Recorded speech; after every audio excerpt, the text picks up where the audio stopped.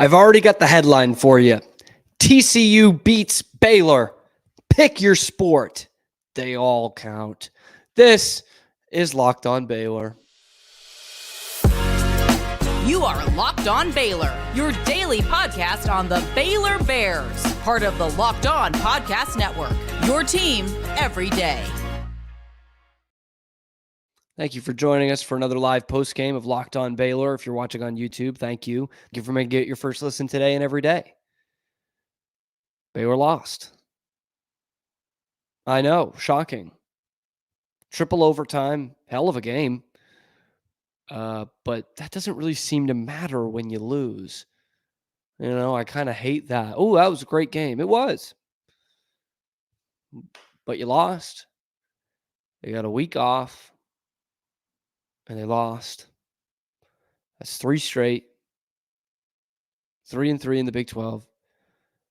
And I'll say this. I mean, I saw a lot of people writing about the preview of this game that TCU needed a signature win to get their tournament stock up. You saw the same thing last week with UT. They needed a win to get that tournament stock up. We're getting pretty darn close to that. I know it says 15 next to Baylor, but what are the signature victories right now? We're 6 games into the conference season, and they have 1 signature victory. It's against BYU at home. Good win, but not only do you not have signature victories, you have what is going to be considered bad losses. And I know there are going to be some Big 12 teams that don't make the tournament that are better than some other Power 5 teams that do make the tournament. I understand that, but again, if you had serious ambitions to win this conference, you need to win those games. And as much as I say, and I still believe that the conference champion will have 5, probably 6 losses, that's out the window for Baylor right now. That is so far out the window. Simply because I look at the schedule and I'm saying, where are the wins? Where are the wins coming from? I know they're not so bad they're going to lose 6, 7, 8 in a row. I know that, but what game upcoming do you feel confident in? The best one of your next 6 is at UCF? That's no fun. That's not even close to guaranteeing a victory. Anyway, I'll talk about this game today before we get into the chat. It's going to be a lot of a chat one. Honestly, guys, I was really close to not doing a post game today, just because I do these things right after the game because I want like the raw emotion of it. And if it's a loss, I want to go scorched earth. I don't have that today. Because it just keeps adding up. I mean, look, it's not as bad as football was, but it's kind of the same feeling of just doing the same post-game show over and over of we lost.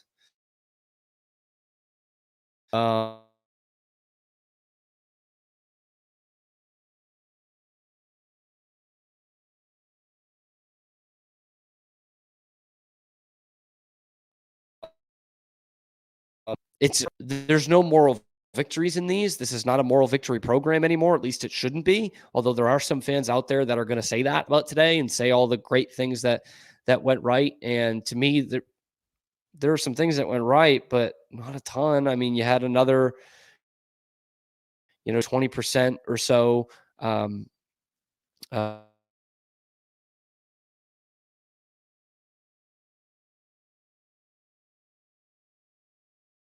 great game. He misses a bunny that would have won the game. Ray J. Dennis, I thought, gave you a great game. And then, he's the only point guard, so he's running out of gas at the end of the race. I actually felt really bad for him because he left it all out there. But you could see, especially in that third overtime, so we're talking about minute 55, he plays 50 minutes on the game. That's incredible. He starts getting loose with the ball because he's dead tired, man. Dead tired. But Eve gave you a great night. I still don't know why Scott's taking him out in crunch times of games. We saw it in regulation and it killed them. Matt Linnell was on this podcast earlier this week saying the same thing about the Texas game. No idea. No idea why. I'm no coach, I guess, but I am just not seeing the points in the game where he's hurting you or where Josh O is really helping you. He gave you 25 points on 10 of 14 from the floor, 25 and 9. I just don't understand why they were taking him out of the game. In the last 8 minutes of regulation, they took him out a few times in overtime. It baffled me. It really baffled me. Jacoby Walter, you look at the stat sheet, 2 of 12 from the floor. That said, I'm going to shock you guys here. I thought he had a good game. To go 9 of 10 from the line, I thought he played good defense all night. And obviously, one of his 2 field goals is humongous. That sends it to the second overtime. One of the great shots that won't really matter for Baylor. On the other side, maybe he's an albatross defensively and I missed it, but why the hell is Jameer Nelson not starting for TCU? I know it's not our problem, but the guy was a bucket, an absolute bucket. He went missing a little bit in the first 2 overtimes and then had the points down the stretch. He ends up with 30 on the game. You look at the stat differences. It's really you're splitting hairs between these 2 teams. That's what happens when you go to 3 overtimes, I guess. But Baylor ends up with 17 turnovers to TCU's 13. A lot of that came towards the tail end, that third overtime. Baylor out rebounded them, which must have come a lot in the first half because down the stretch in regulation when they were blowing that lead, that was a big time difference. They couldn't get rebounds at the clip that they needed to. And what really worried me, to be totally honest with you, by the way, TCU was plus 21 in bench points because Jameer Nelson was coming off the bench and had 12 steals to Baylor's 5. The thing that worried me down the stretch was the want to from TCU was there, and it was not there for Baylor. TCU won that game in the weight room this week because the defense for Baylor, I thought, played pretty well for the first 28 minutes of the game, probably. And then that second half, it was back defender down, layup, back the defender down, layup, miss a shot, offensive rebound, back the defender down, layup. When they were coming back in this game, it was not on 3-point shooting. They made a couple BS shots, which sometimes you got to have in a game like this. But they got layups. All game, all second half, they were getting layups on Baylor. And the refs, I honestly, I will say I didn't get a lot of looks at, I didn't really see the flagrant in the beginning of the third overtime. I was coming back from the bathroom. I had to go back to the bathroom at some point. And we only got one look at the controversial out of bounds play, which I think was at the second overtime. But from the one look we got, by the way, Baylor, I don't know if it's a Big 12 thing or what, but we got to start showing some more damn replays, man. We're paying good money to be there. That looked like it was off of TCU, should have been Baylor ball. I don't even remember what happened after that, to be totally honest with you. And then again, we only got one replay of it, but that was absolutely 1010% an offensive foul at the end of that third overtime that should have given Baylor the ball with 2.8 seconds left and down 1 point. Absolutely should have been an offensive foul. I mean, no doubt about it. It didn't lose Baylor the game, but they should have the ball with 2.8 seconds left. I mean, that's inexcusable. That's just terrible. That's terrible. All right, well, we'll go to the comments because they're already going pretty good. Ryan says, this team seems lazy with the effort. So frustrating. I still feel like they can turn it around, but they need to do it quickly. Yeah, I wouldn't say effort's a huge issue with this team. I will say they kind of sleptwalked through a lot of that second half. I don't know if it's necessarily an effort thing, but yeah, it's not an effort thing, but they need to get some focus there. And like I already mentioned, specifically with Ray J. Dennis, because you don't really have a backup point guard that could play in those crunch minutes. They really ran out of gas. You could see it with him every time he was touching the ball, and I felt for him because he left it all out there, but made some mistakes really when he was tired. Samuel says, who is the leader on this team? That's still a good question. And I hate that we're asking that question over and over and over and over again. And January 27th, we're still asking that question. Scott Drew put the game in Ray J. Dennis's hands tonight, which he has done before. So that tells me that somewhere in there he's the leader, but it's not playing out in the game. So we'll see. And I guess to say the second overtime, couldn't have said it enough this week about how concerned I am about this coaching staff's ability to draw up good plays like they used to, really dynamite offensive sets like they used to, because end of the second overtime, 18 seconds left. 18 seconds. That is an eternity. And one player touches the ball. Ray J. Dennis, who's a good offensive player. I don't know if he's your best offensive player. I don't know if that's your best. Well, I know for certain that's not your best offense, but to just have him touch the only one touching the ball, run the clock down and take a long two, that just can't be it. And that's coming off a timeout. That's coming off a stoppage. Why are they not drawing up a play? Why don't they have a play for it? Because they didn't have one at the end of regulation either. And TCU ended up getting the last shot. Where does this team? No wonder they're losing close games if they don't have sets that they can go to. It's like in football when you have, those great short yardage plays. Okay, what's your best 2-point play? This is what you need on the goal line. In the basketball sense, Baylor does not have that. And I'm not sure what it is, because they have good talent. They have shot makers. They're not as good a 3-point shooting team as we thought they were going into the conference schedule. I'll comp to that, of course, but I just don't understand why they can't run sets. I don't get it. I don't get it. Scotty B, I'm going to be honest, make at least one technical foul, free throw, or two, and we win the game in regulation. Yeah, that was a big moment. That was a big moment. This is 4 home games for the men's team at the Foster.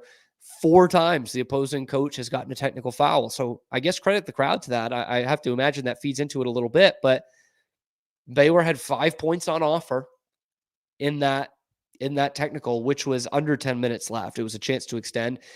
I think it had gone down to 5 at that point. And they didn't get any. They missed both free throws and they didn't get a good look. So that was a pivotal moment in the game. Of course we had, 25 almost minutes of basketball after that.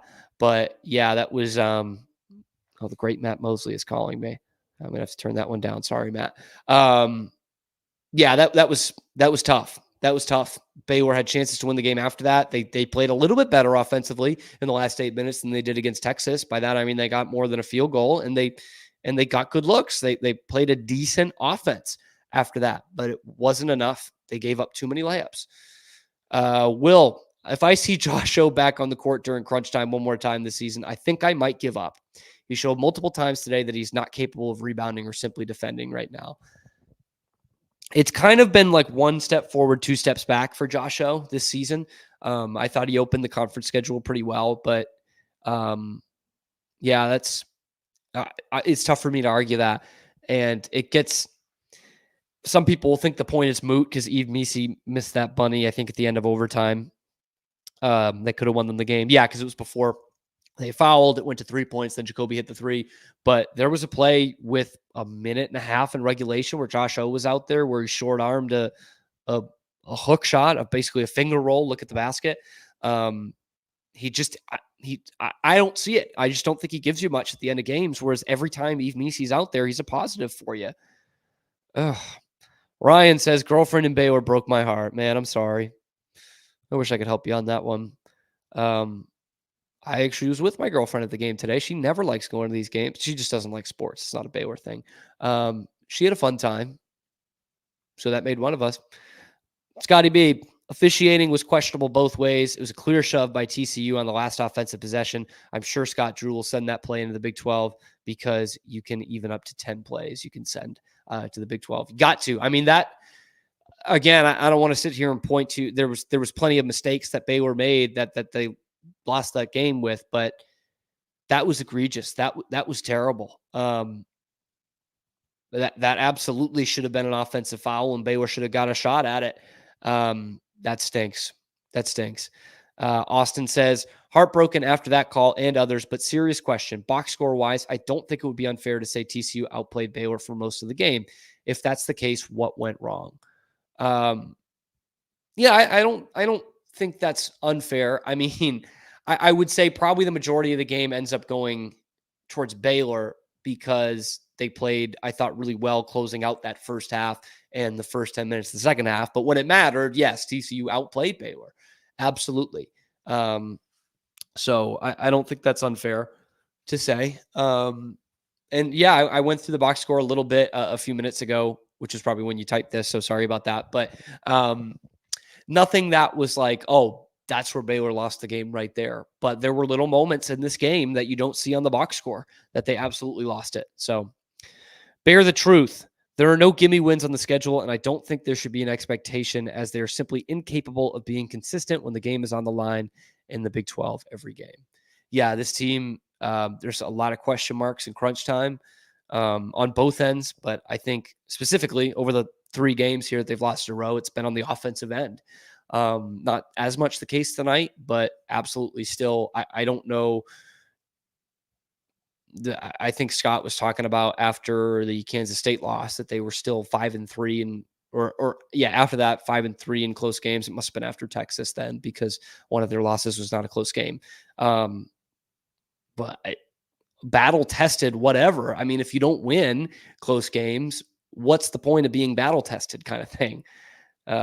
Anyway, Will, why is Ray J taking clutch jumpers? Every time we have an end of game and OT possession, he is the one that loves to dribbles and just jacks up a shot. That needs to be Jacoby or Love. I agree. And I'm going to stick by this. I thought Ray J had a real good game.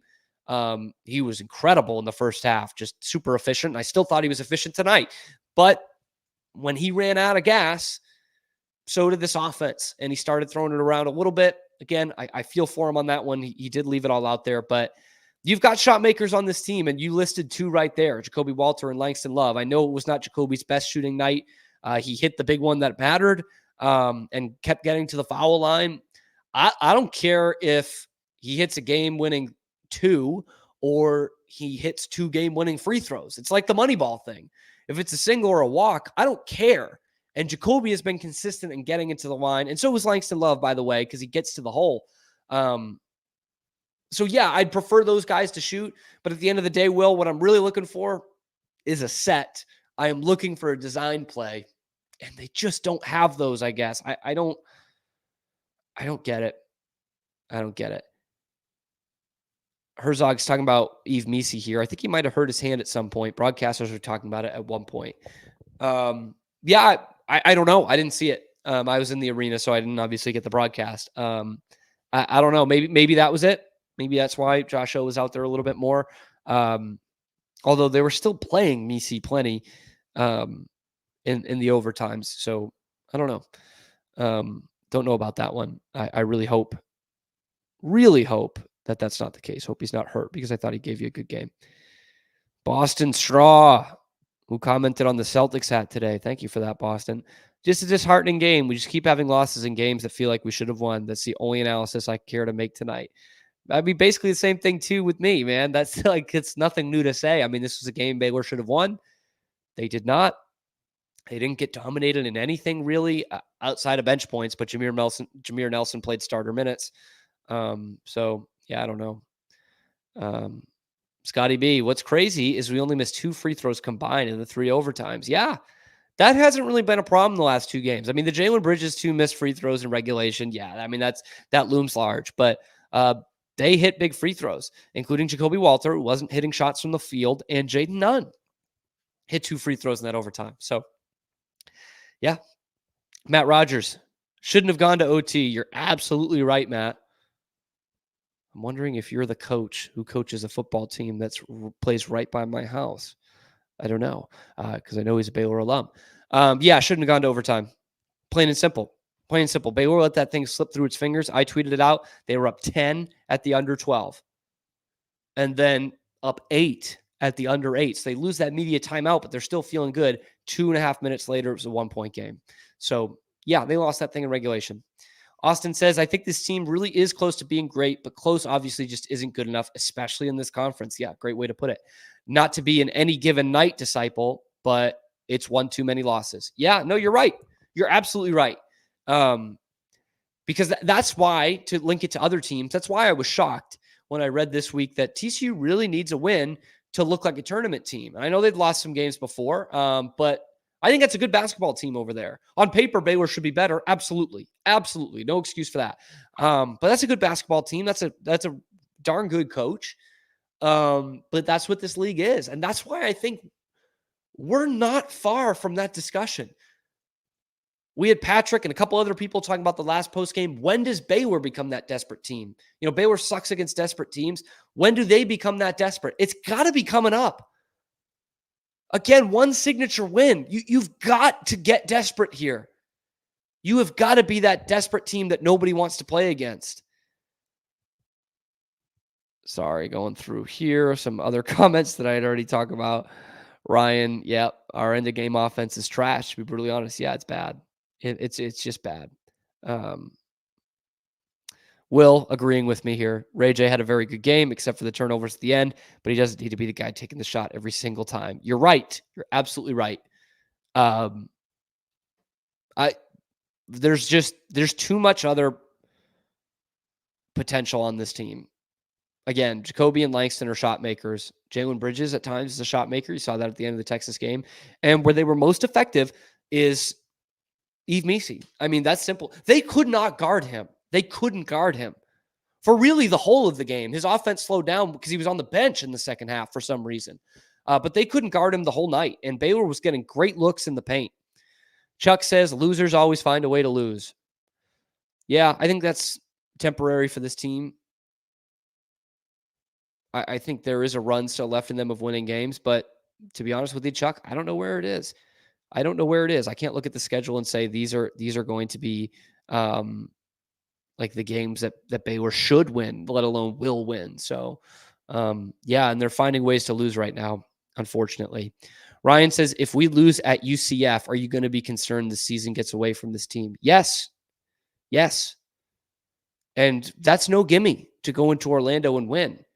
But at that point, you're talking about 4 straight losses in the Big 12 with, again, one signature victory. And what works against you, even though I think UCF's a pretty decent team, we've seen the teams they've beaten so far. They won in Austin. They beat Kansas. Kansas, who lost again today, by the way.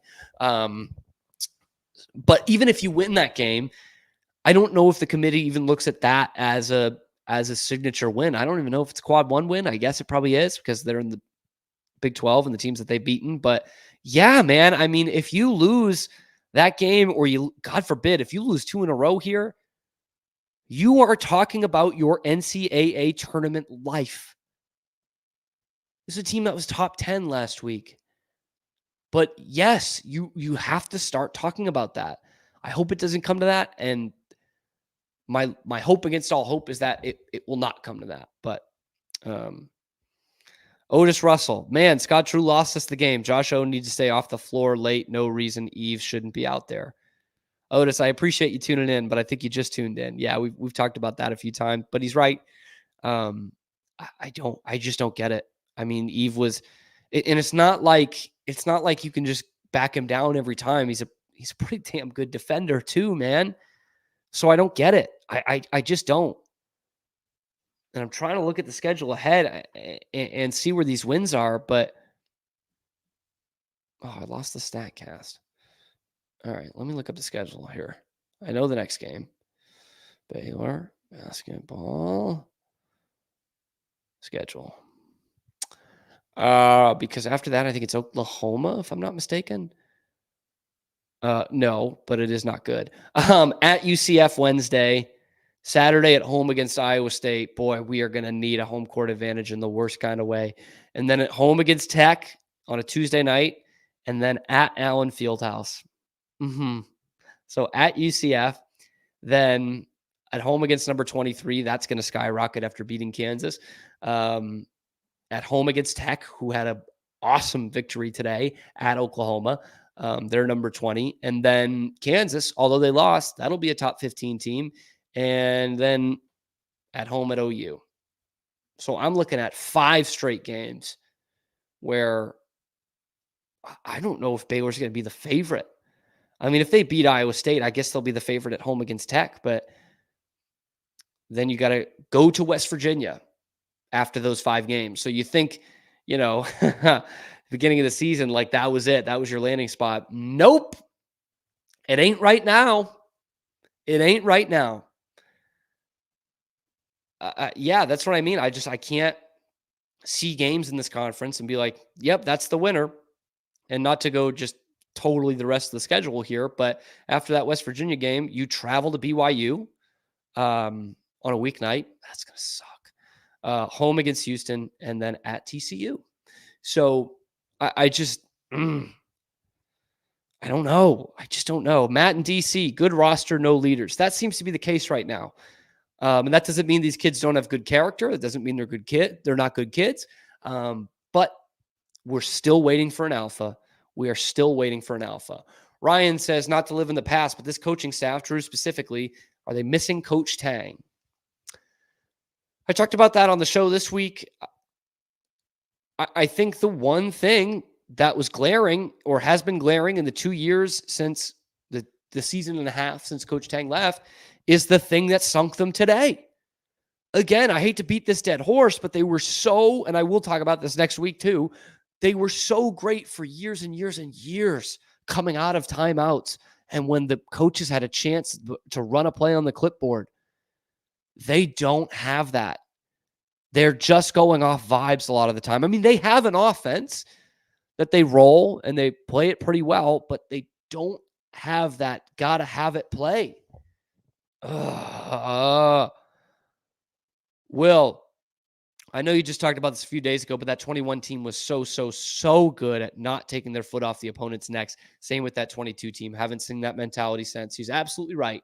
For those of you who didn't tune in on that show this week, in some ways it's unfair.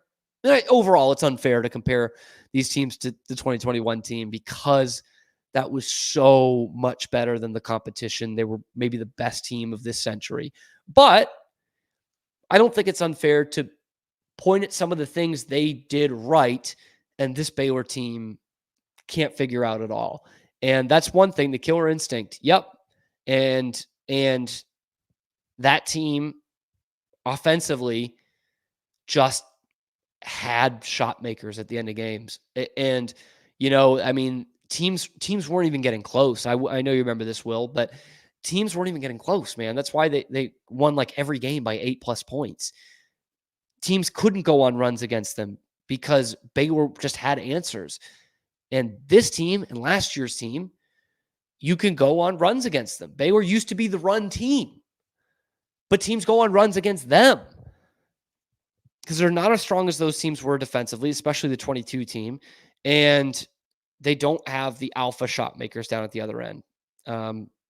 Yeah, and we're kind of just repeating the things in the comments.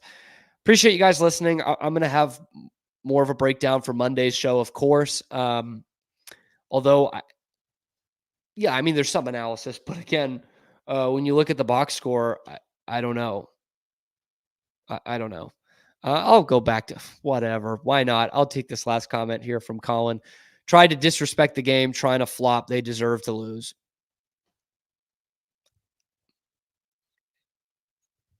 Play in traffic, man. I don't know what to tell you.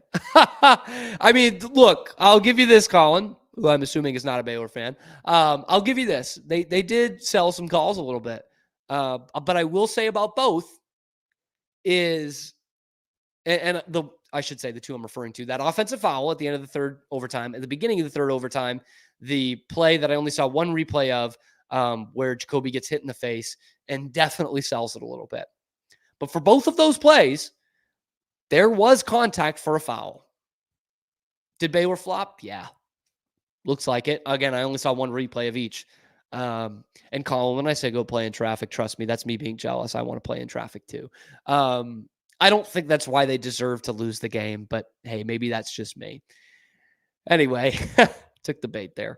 Monday, we'll have more. Thank you again for tuning in. Always appreciate you guys tuning in for the post game, especially when it's not a fun one to talk about like this one. Heck of a game. And the students got cupcakes. What more can you ask for? A win? No, come on. Thank you for making it your first listen today and every day. We will be back Monday. It's your team every day. It's Locked On Baylor.